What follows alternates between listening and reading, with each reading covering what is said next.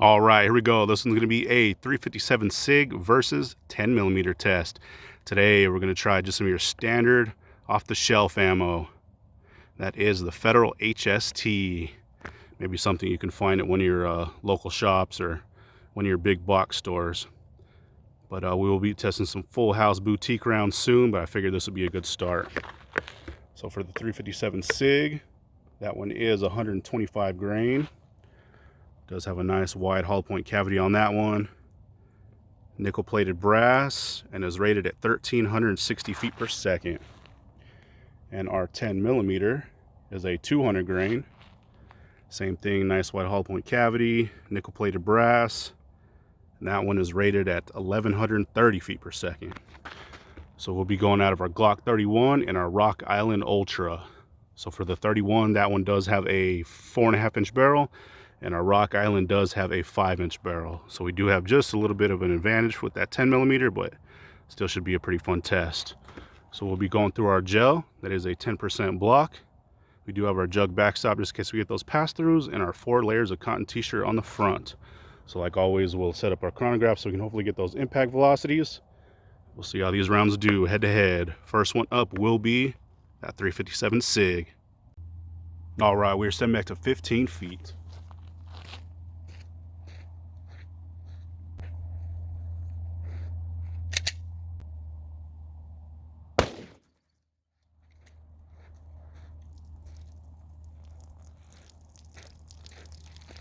All right, let's see how we did on that one.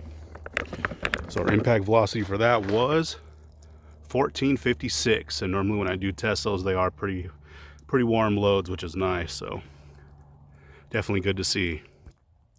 All right, it does look like we do have a leaker, so we at least made it through to that first jug. So let's see how we did. So here is that impact. Nice star pattern on that one.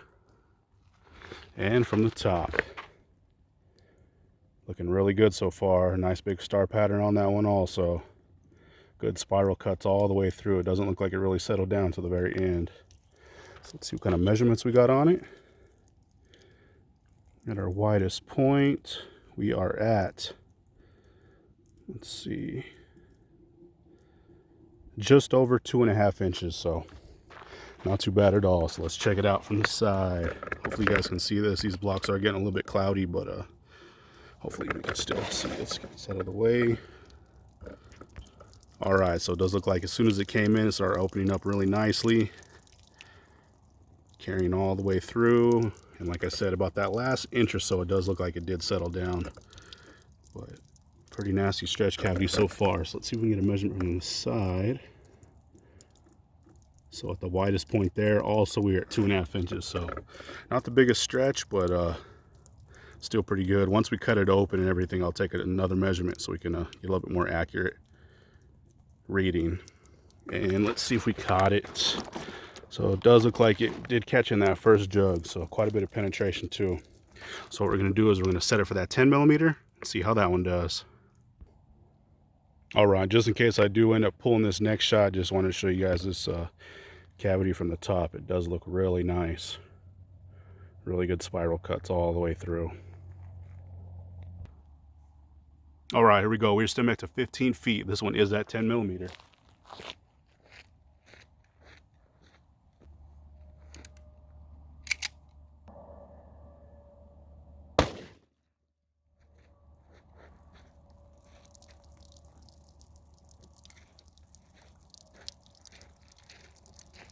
All right, let's see how we did on that one. So impact velocity for that was 1,107 feet per second. So definitely not the hottest 10 millimeter out there, but still should be pretty good. Like I said, I will test some super hot full house boutique ammo pretty soon, but had to find some of that basic stuff for now. All right, so there is that entry. Looks like we've got a nice good hit on that one. It is the one on the left hand side. You can pretty much see down in that hole is a nice big star pattern on that one too. So let's check it out from the top. Man, those things almost look identical. They are pretty close to the same amount of energy, but I'm pretty sure that SIG is pushing just a little bit warmer. That's pretty cool to see. Those are literally identical wound tracks. So let's see at our widest point. So it looks like this one, kind of hard to get a measurement on this one, but we are at 2 3/4, so it does look a little bit bigger than that 357, but not by much. So let's see from the side. So here we are from the side. Hopefully you guys can see that. We don't have the best sun right now, but hopefully you're getting a good picture of it. So it looks like it did come in, open up really nicely, and it looks like it carried through almost the whole way. I guess it did settle down maybe that last half inch or so, but pretty good track on that one. So let's see if we can get a measurement from the side. From the side we are at about 2 1/4 inches, so a lot less from the side. So like I said, I will remeasure these after I cut them open so we can get a little bit more accurate of a measurement. And this one did go through the first jug and we caught it into the second jug, so a little bit more penetration is expected because it is a little bit slower and that is a pretty heavy round. So we're going to check it out one more time from the top and then we'll compare those rounds. All right, so the one on the right is the 357 SIG, the one on the left is that 10 millimeter. So you really can't tell a difference. They look very similar in comparison, which is good to see. Those ones are just kind of, you know, your standard round that you could hopefully find out and about. So it'd be something that someone's most likely carrying instead of that super hot stuff. But here is that 357 SIG. You can see it came in really nicely, started opening up really quick. Got some nice cuts throughout there and pretty much carried all the way through to the very end of that block. And that one we did catch it in the first jug. Here's that 10 millimeter, same thing. Looks like it came in, opened up. Some nice damage throughout there. And same thing, it looks like it carried through pretty much all the way to the end. So that is very good to see. So let's check those rounds out. All right, check these things out. They both did really, really good. Got some really nice expansion on both of them. So the one on the right is the 357 SIG. The one on the left is that 10 millimeter. So here is that 357. Got some really nice expansion on that one. Really good mushrooming. Peeled those petals pretty much all the way back to the very end of that round. We got some nice picture perfect expansion. So very good to see, and it's good to see that that HST holds together, especially at those high velocities, because that thing was moving out pretty good. And our 10 millimeter, same thing.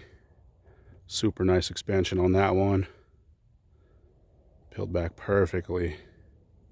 This one does have 2 cantilever locks, and it looks like it just made it to that first one. So really nice expansion for that. There's a big old slug too. Big old 200 grain slug. So here they are from the bottom.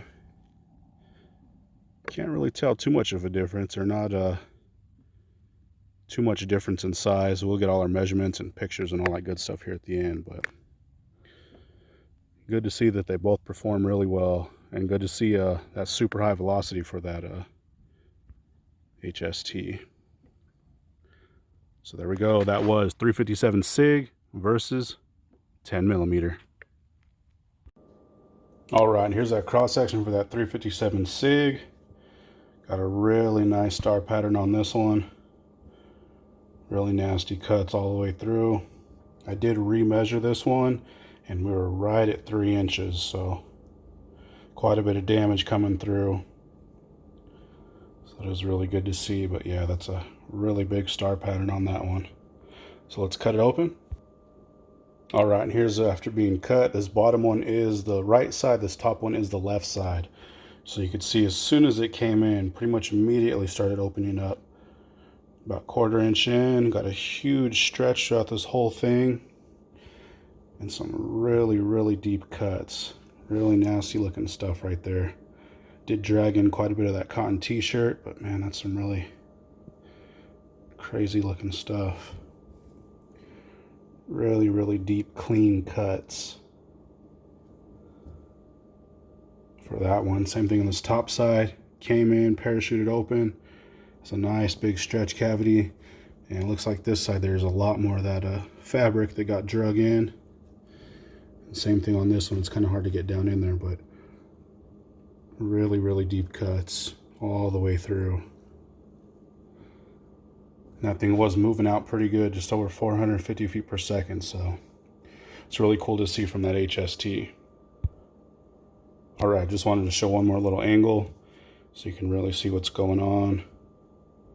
Nice deep cuts throughout there. Really, really deep. Nice star pattern. There we go. There was that 357 SIG. All right, and here's that 10 millimeter cross section. This one did quite a bit of damage too. You can see those nice cuts right there. Same thing on this side. I did remeasure this one, and we got just over 2 3/4 inches. So it was just shy of that last one. But still do have quite a bit of damage. So let's cut it open. All right, and here's after being cut. This bottom one is the right side, this top one is the left side. But you can see the same thing with this one. As soon as it came in, about 1/4 inch, it really started opening up.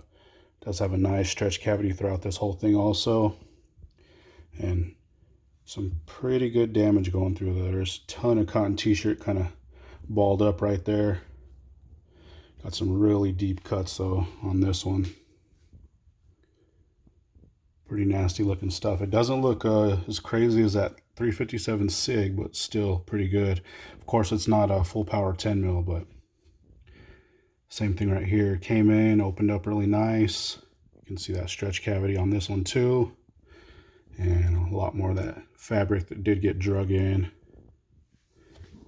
But still some really good cuts on this one too. So that one's really doing some good damage. And a little bit different of an angle. It's kind of coming apart down here, but nice cuts. Same thing on this side, really good splits up here. But there we go. There was that 10 millimeter HST.